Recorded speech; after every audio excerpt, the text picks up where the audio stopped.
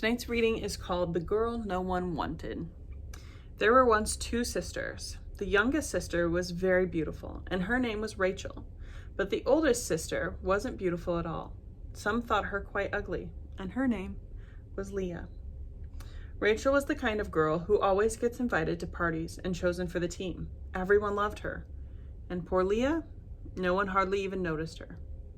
One day, their cousin Jacob came to stay. He was one of Isaac's sons, and he was on the run. Jacob had stolen and cheated and made some enemies, including his own brother, and now he was in hiding. The funny thing is, Jacob, of all people, was the one God gave the special promise to, the same promise he had given to his grandfather Abraham.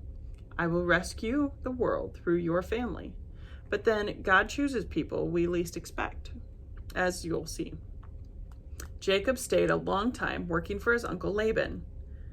One day, Laban said, "Jacob, I've decided to pay you for your work. What do you want?" A sudden thought struck him. How about one of my daughters? Jacob looked at Rachel and looked at Leah. Who would he choose? Of course, he chose Rachel.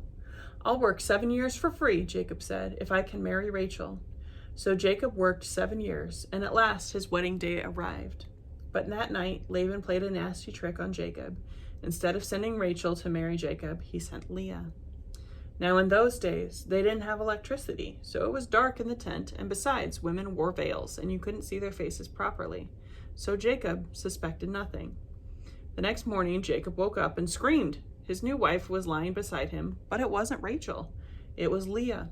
Jacob jumped out of bed. "Laban," he cried, "you scoundrel!" But Laban said, "Work for me another 7 years, and then you can marry Rachel." So Jacob worked for Laban another 7 years, and at last Rachel became his wife. Now Jacob had 2 wives, but of his 2 wives, Jacob loved Rachel the best. "No one loves me," Leah said. "I'm too ugly." But God didn't think she was ugly. And when he saw that Leah was not loved and that no one wanted her, God chose her, to love her specially, to give her a very important job. One day, God was going to rescue the whole world through Leah's family. Now, when Leah knew that God loved her, in her heart, suddenly it didn't matter anymore whether her husband loved her best, or if she was the prettiest. Someone had chosen her. Someone did love her, with a never stopping, never giving up, unbreaking, always and forever love.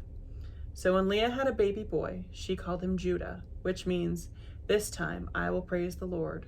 And that's just what she did. And you'll never guess what job God gave Leah.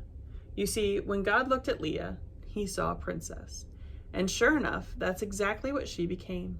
One of Leah's children's children would be a prince, the Prince of Heaven, God's son. This prince would love God's people. They wouldn't need to be beautiful for him, to love them. He would love them with all of his heart, and they would be beautiful because he loved them, like Leah. That's the end for tonight's reading. I will see you tomorrow. Bye.